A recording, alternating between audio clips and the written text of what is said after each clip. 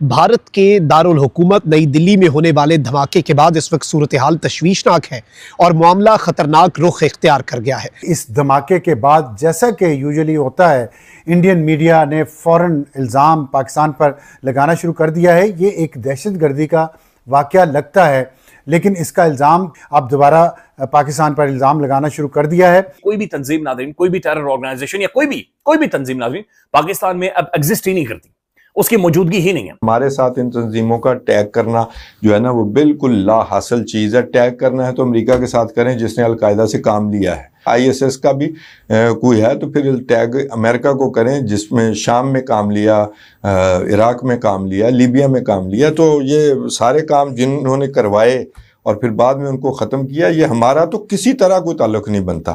पाकिस्तान ने भी एक नया नोटम जारी कर दिया है, लाहौर की एयर स्पेस बंद करने का फैसला।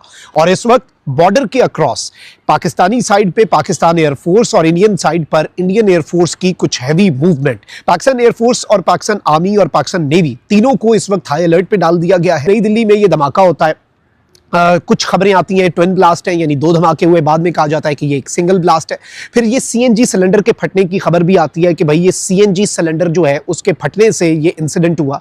लेकिन अब जो इसे रंग दिया जा रहा है, क्योंकि इंडिया ने जंगी मशक़ें कर ली हैं, त्रिशूल एक्सरसाइज और इंडिया की तारीख की सबसे बड़ी ट्राई सर्विसेज एक्सरसाइजेज एक ऐसे मौके पर जब इंडिया के अंदर नोटम्स पर नोटम्स जारी हुए हैं, बल्कि नोटम्स की एक भरमार कर दी गई है और इंडिया अपनी वो जंगी मशक़ों के बिल्कुल एक इख्तिताम के ऊपर है और Indian media already terror related जो नैरेटिव है वो बिल्ड कर रहा है। गवर्नमेंट ने अभी कोई ऑफिशियल अपना बयान जारी नहीं किया इस तरह का, लेकिन इस बात की तमीज़ ना रखते हुए कि जैश मोहम्मद अगर कोई तंजीम थी तो वो बिल्कुल मुख्तलिफ तंजीम है, और अगर अलकायदा तंजीम है तो ISS जो है वो उसके बिल्कुल उलट तंजीम है, मुखालिफ तंजीम है। आप ऐसे समझें, अलकायदा से तारीखी तौर पर या हम पूरी दुनिया में देखें तो उनसे निकले हुए लोग ज़रूर हैं, मज़ीद एक्सट्रीम की तरफ गए हुए लोग ज़रूर हैं, तो लेकिन वो अलकायदा और जैश और ISS इसको मिलाकर उन्होंने जनाब एक तंजीम बनाया है कि ये जी हमने नेटवर्क पकड़ा था और उसके बाद शायद उसके रिएक्शन में हो गया। तो ये जनाब एक ख़तरनाक काम है और उस ख़तरनाक काम में इंडिया जो है वो अननर्व हो सकता है। लेकिन इस वक्त जो सूरत हाल है नाज़रीन इकराम, एक तो तशवीशनाक पहलू ये है कि अफगान तालिबान रिजीम जो है वो इस वक्त फेक क्लेम्स जो हैं भारत की ईमा पर, क्योंकि ऑब्वियसली आपको पता है कि भारत और तालिबानी रिजीम कितने करीब हैं, तो पाकिस्तान ने कुछ इंटेलिजेंस सोर्सेज से जो तालिबानी रिजीम है उसके कुछ सोशल मीडिया अकाउंट्स और कुछ उनके व्हाट्सएप ग्रुप्स हैं जहां पर ये नैरेटिव अब टो किया जा रहा है कि भाई लश्कर जो है उसने इसकी जिम्मेदारी कबूल कर ली है, जिसके हवाले से इंडिया ये एलिगेशन लगाता है without any proof, without an evidence कि वो पाकिस्तान बेस्ड एक टेरर आउटफिट है और पाकिस्तान जो है वो उन्हें नर्चर करता है और पाकिस्तान लश्कर और जैश को इंडिया के खिलाफ दहशतगर्दी के लिए इस्तेमाल करता है। ये नैरेटिव इंडियन मीडिया और इंडियन गवर्नमेंट का पहले से रहा है, विदाउट एविडेंस आज तक कोई सबूत तो नहीं दे सके। तो कोशिश क्या हो रही है? कोशिश ये हो रही है कि पाकिस्तान को अलकायदा के साथ टैग किया जाए, पाकिस्तान को साथ ISS को टैग किया जाए। निकलेगा, आप देखिएगा, नाम पाकिस्तान का साथ लगाएंगे। ये ज़हन में रखें कि जो इन तंजीमों का नाम लेके पाकिस्तान की तरफ उंगली करेंगे कि पाकिस्तान जो है वो इन सब का जो है ना वो रखवाला है, पाकिस्तान ने ये करवाया है। हालांकि सच्ची बात ये है कि अब तो हम अपनी पॉलिसी ही बिल्कुल बदल चुके हैं, लेकिन ये तो कभी भी पाकिस्तान का जो है वो काबू में नहीं रहे। अलकायदा तो पाकिस्तान के ख़िलाफ़ कार्रवाइयाँ करती रही है। ISS का तो कोई मतलब ये कि आप देख लें, कभी उसका जो नेटवर्क है वो कहीं भी पाकिस्तान के साथ उसका ताल्लुक पूरी दुनिया नहीं जोड़ सकती। बल्कि हम खुद नाज़रीन वल्नरेबल हो गए हैं भारतीय प्रॉक्सीज के जरिए जो कि अफगानिस्तान से ऑपरेट कर रही हैं।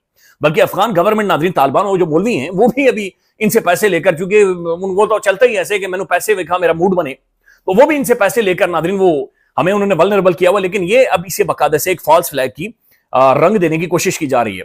उसके बाद नाज़रीन दूसरा मीडिया रिपोर्ट कर रहा है कि जनाब दिल्ली के अंदर ये जो धमाका हुआ है ये बड़े सीरियस किस्म के सवालात उठा रहा है और ये चीजों की तरफ इशारा कर रहा है।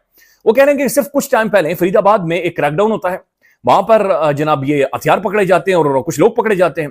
उसके बाद महसूस ये होता है, ये बाकायदा से भारतीय मीडिया रिपोर्ट कर रहा है कि जो हैंडलर्स थे उन्होंने जल्दी में ये जनाब गाड़ी में ही धमाका कर दिया, गाड़ी जल्दी में फट गई है। जो एग्जैक्ट उनका प्लान था वो एग्जीक्यूट नहीं कर सकते. The real motive was unfold as investigation progresses. वो कहते असल जो इसका मोटिव है वो अभी तक अनफोल्ड नहीं हुआ. तो ये मीडिया रिपोर्ट कर रहा है. एक तो आप ये देखें कि कैसे ये हैंड इन हैंड काम कर रहे हैं. फिर in the past few days जो मेजर इंसिडेंट्स हुए हैं उनमें सबसे पहला इंसिडेंट ये होता है, और ये अब इंडियन मीडिया कह रहा है कि भाई कुछ तो गड़बड़ है, कुछ तो मसला है, कि एक तो जीपीएस स्पूफिंग होती है, एयर ट्रैफिक कंट्रोल जो है वो पूरा सिस्टम इनका डैमेज हो जाता है और नई दिल्ली का एयरपोर्ट जो है वो अफेक्ट होता है. फिर ये कहते हैं कि गुजरात में एंटी टेररिज्म स्क्वाड जो है उसने 3 ISIS के जो दहशतगर्द हैं उन्हें पकड़ा. फिर कहते हैं कि जी फरीदाबाद के अंदर एक दहशतगर्द से 3000 किलोग्राम ऑफ एक्सप्लोजिव्स पकड़े जाते हैं. और फिर लाल किला जो कि दिल्ली के अंदर, इंडिया के कैपिटल के अंदर सबसे एक इंपॉर्टेंट और सिंबॉलिक जगह है, उसके करीब धमाका हो जाता है. यानी अब ये कह रहे हैं कि ये सारी चीजें कनेक्टेड हैं. हमने देखा कि फिर वही एक वैसा ही साइकिल चल रहा है और पाकिस्तान में ये क्लेम किया जा रहा है कि ये फॉल्स फ्लैग है, उसी तरह का जिस तरह का पहलगाम में हुआ था और उसके बाद बहाना बनाया गया था पाकिस्तान पे हमला करने का, ये भी फॉल्स फ्लैग है. वरना इतनी जल्दी कैसे ये पाकिस्तान पर इल्ज़ाम इंडियन मीडिया ने फिर लगा दिया है.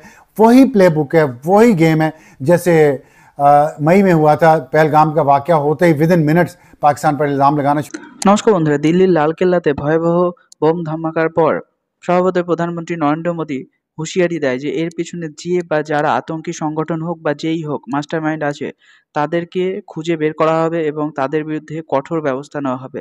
তারপরই পাকিস্তান মিডিয়া থেকে নানান রকম অজুহাত দিতে শুরু করেছে এবং নিজেরাই সাফাই দিতে শুরু করেছে যে এর পিছনে পাকিস্তান কোনোভাবে জড়িত নয়.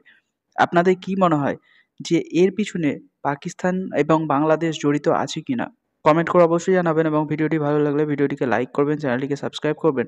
দেখা হচ্ছে পরবর্তী ভিডিওতে.